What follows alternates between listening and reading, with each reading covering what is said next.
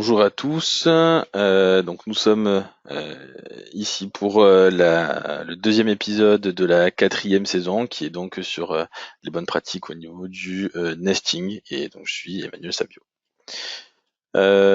Donc rapidement, voilà les deux épisodes qu'on a pu avoir durant cette dernière série. Donc juste avant la conception avancée et donc aujourd'hui pour la fin de la quatrième saison, les bonnes pratiques sur le nesting.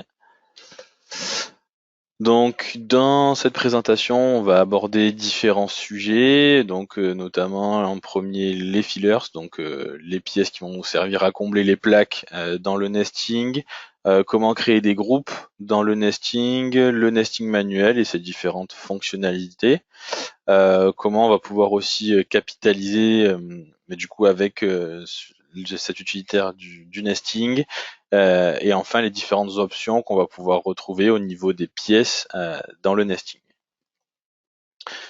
Donc juste avant de commencer un petit peu la présentation, juste pour vous dire qu'il y a deux grands axes, on va dire, de travail avec le nesting.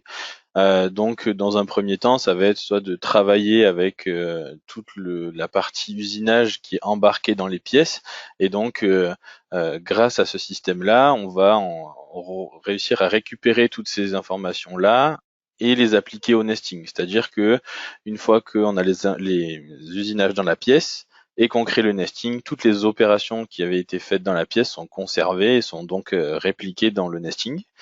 Ok, donc ça c'était la première méthode. Et la deuxième, c'est par exemple faire son nesting sans usinage dans les pièces et d'appliquer ces usinages une fois que le nesting a été créé. On va voir deux vidéos rapides sur ces principes-là. Donc comme vous avez pu le voir, voilà, on a réalisé un premier nesting. J'ai mes plaques qui ont été donc générées suite au nesting. Et comme vous pouvez le voir, en fait, on va avoir toutes les opérations qui sont déjà conservées et tout est créé déjà en automatique. Voilà, donc ça c'est un des premiers principes qu'on va retrouver au niveau de l'utilisation du nesting. Voilà, on a déjà tout ça qui est conservé, qui est mis au niveau du coup du nesting final. Euh, et après, donc le deuxième moyen, qui est donc, on va dire, ce que j'avais pu vous présenter, qui était de créer un nesting, en tout cas d'appliquer les usinages à la suite de l'imbrication, c'est-à-dire à la suite de l'imbrication, on va se retrouver avec une arborescence sous de cam qui est complètement vierge, et ensuite on va venir y appliquer par glisser-déposer les différentes entités d'usinage, et ça va nous permettre également de tout reconnaître grâce à la reconnaissance de forme des fonctionnalités sous de cam. Ok, donc à ce stade-là, on a le même résultat que précédemment. Donc on va se retrouver avec tous les usinages qui sont bien définis. Voilà, ça c'était pour donc du coup le deuxième moyen de conception, on va dire, avec le nesting. Donc ensuite, on va pouvoir maintenant commencer à voir donc nos différents sujets. Donc tout d'abord, les pièces qui vont nous permettre de combler les plaques. Donc on va voir comment on va réaliser ça. Ça va nous permettre effectivement d'optimiser les chutes et d'optimiser la consommation de matière. Donc là, on va par exemple sur ce type de projet-là démarrer le nesting et charger les pièces qui sont à l'intérieur. On va venir dans un premier temps augmenter la quantité à imbriquer pour ce projet-là. Et ensuite, quand on va recalculer la sélection, on va avoir notre premier résultat de nesting. Et comme on peut le constater, on a sur la deuxième plaque toute une grande chute qui est encore disponible. Et donc, on va venir compléter cette partie-là de la plaque avec une des pièces ou plusieurs. Donc, du coup, là, on va en sélectionner une, la pièce dans la section des pièces à imbriquer, et on va venir cocher la case de la quantité maximum et changer cette valeur-là voilà, pour un chiffre pour l'instant quelconque, mais assez élevé. Et ensuite, le fait d'avoir fait ça et lorsqu'on recalcule notre résultat, on va voir qu'on va imbriquer maintenant 12 éléments supplémentaires sur les 50 qui étaient disponibles. Voilà, c'est pour ça qu'on va rentrer une grande valeur, c'est que ça va nous permettre eh bien de combler au maximum toute la plaque avec cette pièce-là. Donc après, on peut effectivement imbriquer, combler les plaques avec plusieurs composants et même y insérer donc du coup des ordres de priorité pour eh bien combler les plaques de manière précise avec les différents éléments. Donc voilà un petit peu pour la partie qui nous permettait de compléter les plaques. Maintenant, on va pouvoir aborder les groupes. Donc comment on va grouper des pièces dans le nesting, et donc d'abord quel intérêt ça a, c'est donc par exemple lorsque on va avoir sur une chaîne de production de nesting, on va imbriquer plusieurs projets ensemble, voilà des types de projets différents dans le même matériau pour pouvoir également bien optimiser ses chutes, optimiser sa consommation de matière. Mais le souci que ça peut générer, s'il y a un montage direct après, c'est que si on fait notre imbrication sur plusieurs plaques et qu'on a une pièce d'un projet qui se retrouve sur la première et la dernière plaque, on est obligé d'attendre la totalité de la production pour pouvoir monter. Donc, par exemple, pour bien résoudre ce type de problématique, on va créer des groupes qui vont nous permettre en fait de grouper les pièces d'un seul assemblage sur les mêmes plaques. Donc c'est ce qu'on va voir juste ici. Donc par exemple sur mon projet que j'avais tout à l'heure, voilà, je viens y ajouter un second projet supplémentaire qui est donc du même matériau, et quand je vais venir ici aussi changer sa quantité pour avoir un petit peu plus de composants, voilà, on peut tout à fait voir qu'on va avoir deux groupes distincts sur deux plaques différentes. Voilà, on a deux groupes, donc deux pièces séparées. Et donc maintenant, si je clique sur mon sous-assemblage ici, que je viens donc sélectionner grouper et que je recalcule ma sélection, eh bien on peut voir que toutes les pièces de cet assemblage-là sont groupées un maximum sur la même pièce, sur la même plaque, pardon. Voilà, ça va nous permettre de pouvoir grouper des sous-assemblages différents et donc de pouvoir les agglomérer un maximum sur des plaques identiques. Donc ça va nous permettre aussi de faciliter certains processus du coup, de production. Maintenant, en ce qui concerne donc, du coup, le nesting manuel, dans lesquels on va avoir plusieurs options. Donc notamment la première qui va être bien la possibilité. Donc le nesting manuel va nous donner la possibilité d'éditer et de remodifier le premier résultat du nesting qui a été généré. Donc on va voir cette petite vidéo là. Donc là on est par exemple dans le résultat qu'on a eu précédemment. Je viens démarrer mon nesting manuel. J'ai ici l'ensemble des plaques avec le résultat. Je viens cliquer sur mes petits icônes voilà, à côté des différentes plaques qui me permet par exemple d'afficher deux plaques ou enfin, le nombre que l'on souhaite, mais voilà, ça permet d'avoir en visuel les plaques que l'on a sélectionnées. Et on peut tout à fait glisser, déposer et prendre des composants d'une plaque et les mettre dans une autre. Voilà, qui nous permet bien du coup de, si on souhaite changer un petit peu ce résultat de nesting qu'on a eu avec nos propres critères, voilà, par exemple faire un peu de place à un endroit pour rajouter une pièce, déplacer des composants, c'est tout à fait possible sans souci. Voilà, pour ça, on va faire ça avec du glisser-déposer. Et vous voyez qu'une fois qu'on sort de notre nesting manuel et qu'on valide notre sélection, eh bien le résultat est bel et bien conservé et on va bien imbriquer ce résultat-là. Donc ça va nous permettre voilà, de faire des petites modifications si on n'est pas tout à fait, si on n'a pas exactement le résultat qu'on souhaite, voilà, faire des petites modifications pour déplacer ce genre de pièces-là. Donc dans la suite et dans les mêmes principes, on va avoir la possibilité en fait d'enlever des panneaux d'une plaque, c'est-à-dire que on va faire une petite vidéo, pareil. on va reprendre le même nesting que l'on avait, et en fait, au lieu de glisser un panneau d'une plaque à une autre, eh bien on va le sortir voilà de la plaque. Vous voyez, on va le glisser, déposer en dehors de la plaque, et on voit que dans la zone en haut à droite, on va avoir l'ensemble des pièces qui ont été, on va dire, supprimées et enlevées des plaques, ce qui va nous permettre, eh bien, soit de les laisser séparés, soit de pouvoir les réintroduire maintenant sur d'autres plaques. Donc ça, voilà, ça peut avoir également une utilité si on ne souhaite pas eh bien imbriquer quelques pièces, ou alors si on souhaite redéfinir un certain résultat.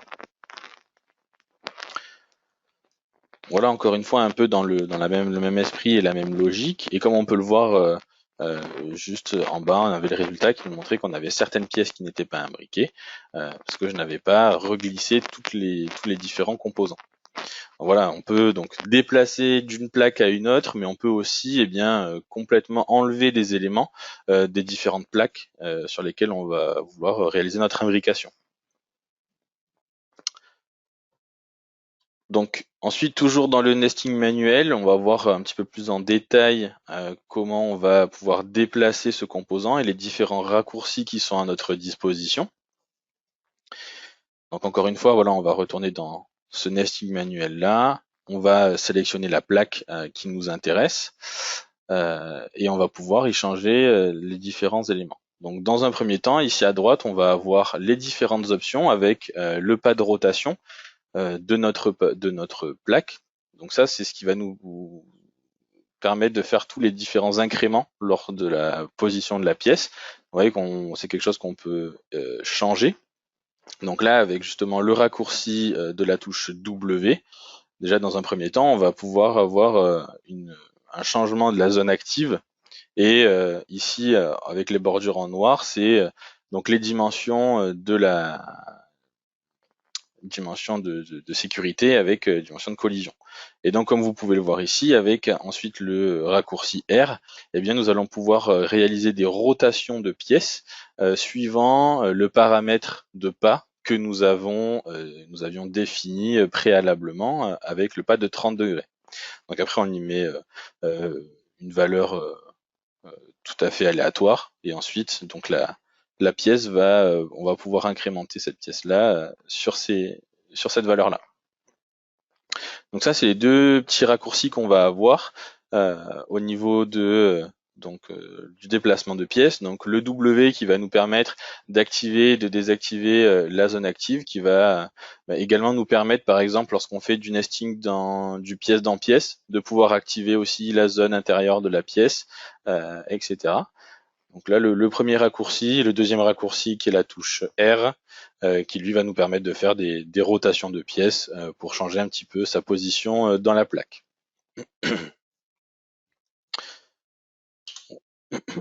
Donc un deuxième élément maintenant du nesting manuel qui est donc la possibilité déjà donc de mettre des attaches.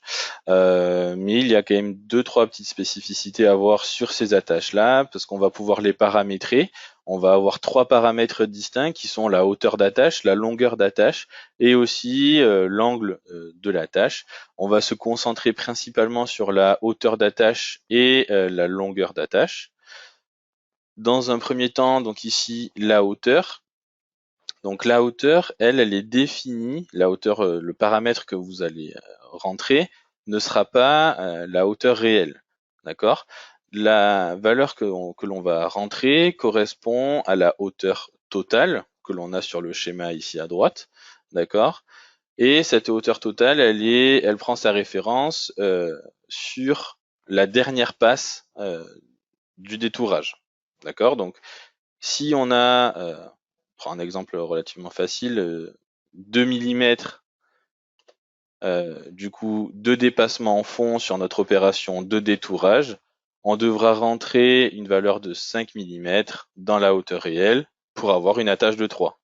Donc en finalité, on va rentrer dans le nesting 5 millimètres pour une hauteur d'attache, pour enfin avoir une hauteur réelle sur la pièce après usinage de 3 millimètres. Donc toujours sur les attaches, maintenant plus sur la longueur d'attache, cet élément est fait donc c'est une opération qui est faite en centre outil, d'accord?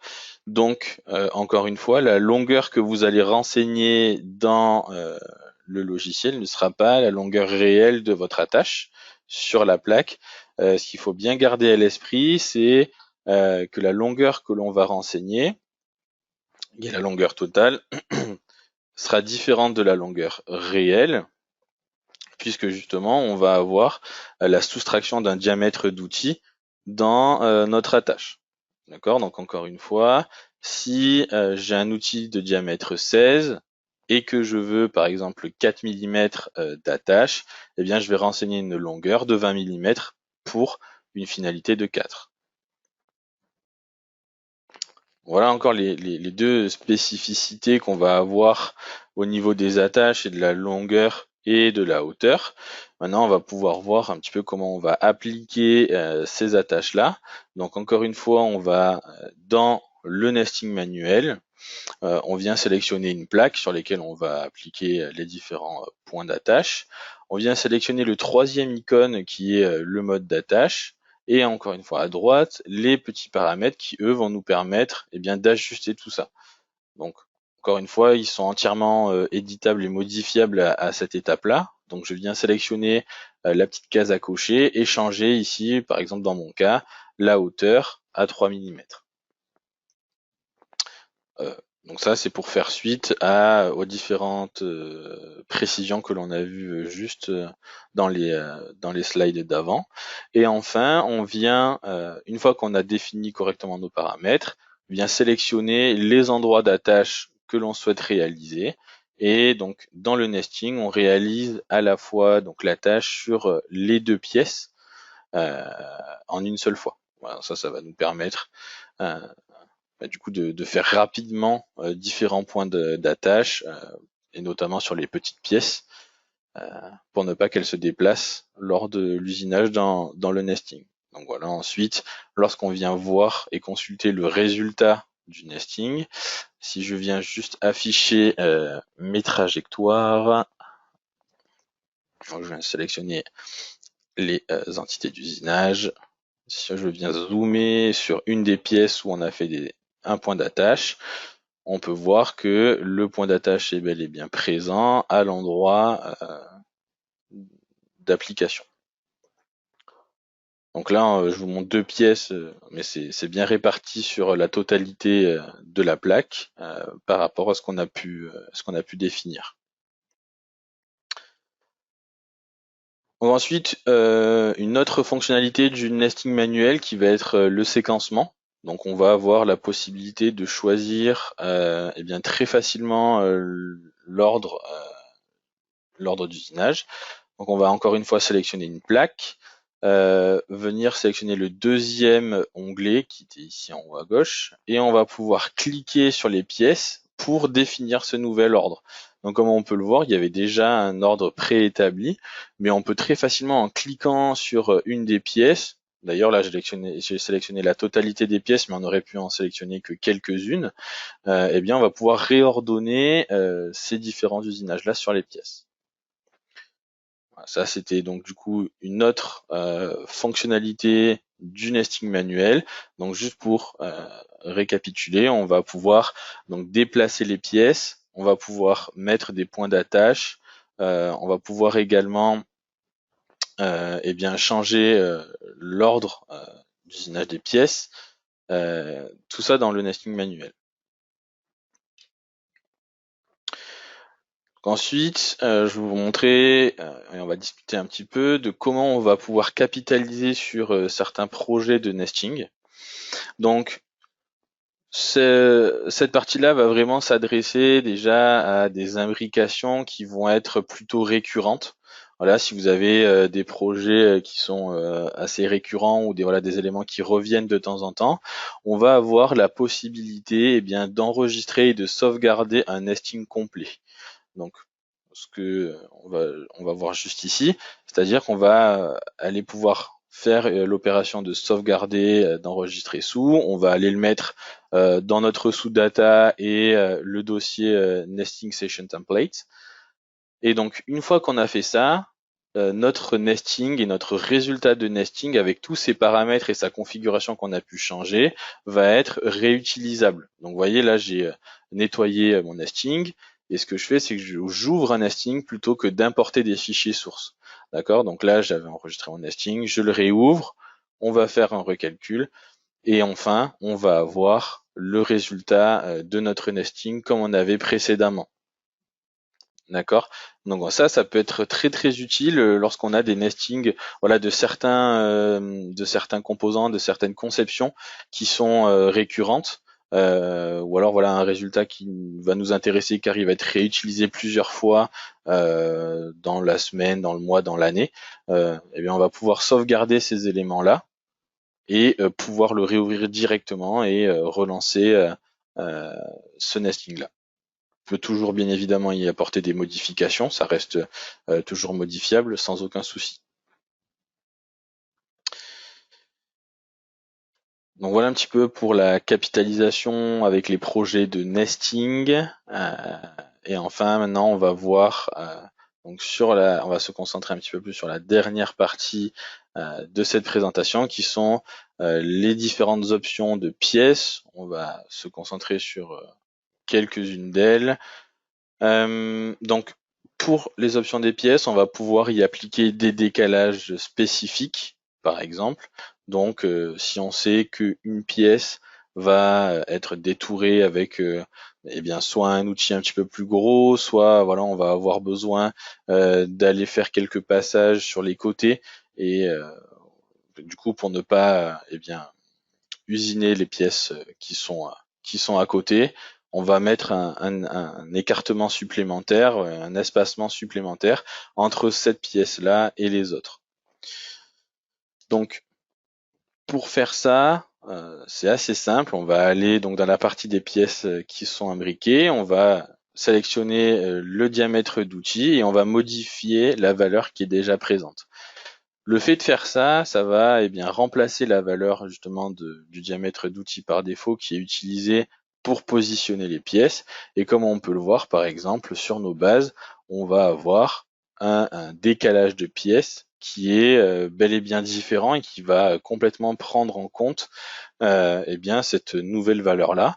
Et ça va donc nous permettre de pouvoir faire les différents usinages qu'on avait besoin supplémentaires enfin voilà, on va sans avoir à abîmer les autres pièces. Donc ça, on va pouvoir justement eh bien adapter cette valeur-là. Et comme on a pu le voir, c'est vraiment une valeur, on va dire locale, qui va s'adapter qu'à cette pièce-là. Et on peut bien voir sur l'image ici que toutes les autres pièces ne sont pas impactées par ce changement de valeur, mais bel et bien la première. Donc voilà, ça c'était une des premières options qu'on va avoir au niveau de la pièce. Et une des autres options que l'on va pouvoir avoir va concerner l'utilisation de l'esquisse pour pouvoir imbriquer les pièces. D'accord? C'est-à-dire que par défaut, nous, on va venir imbriquer le résultat 3D du composant final. Cependant, on peut avoir d'autres possibilités. Euh, donc pour ça, vous voyez qu'en bas, je vais pouvoir venir y ajouter une nouvelle pièce avec une courbe. Donc cette pièce-là, si on l'imbrique naturellement, voilà, on va avoir ce premier résultat avec la pièce finie qui est imbriquée. Mais encore une fois, si on va sur les pièces à imbriquer, donc on peut avoir, on va avoir l'option de l'esquisse. Et donc, par exemple, la première esquisse qui, elle, était mon panneau complet. Donc, si je coche la première esquisse, je vais venir imbriquer un panneau rectangulaire. D'accord? On va avoir la visualisation d'un panneau rectangulaire. Et enfin, si je fais ma troisième esquisse, qui elle n'était que la valeur du triangle manquant, ça va aussi imbriquer ce résultat-là. Alors, il faut quand même rester assez prudent parce que dans ce cas-là, il nous montre un résultat, voilà, avec la troisième esquisse, basé sur la troisième esquisse. Cependant, sur notre pièce, ça reste la partie vide. Et donc, si on conserve ce résultat, on ne va pas avoir un bon résultat.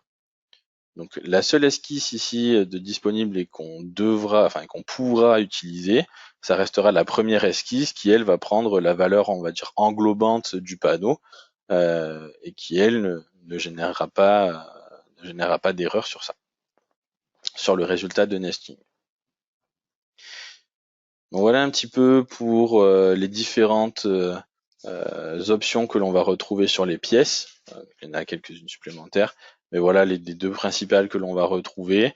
C'est aussi maintenant que du coup s'achève cette présentation et on va donc faire place aux questions.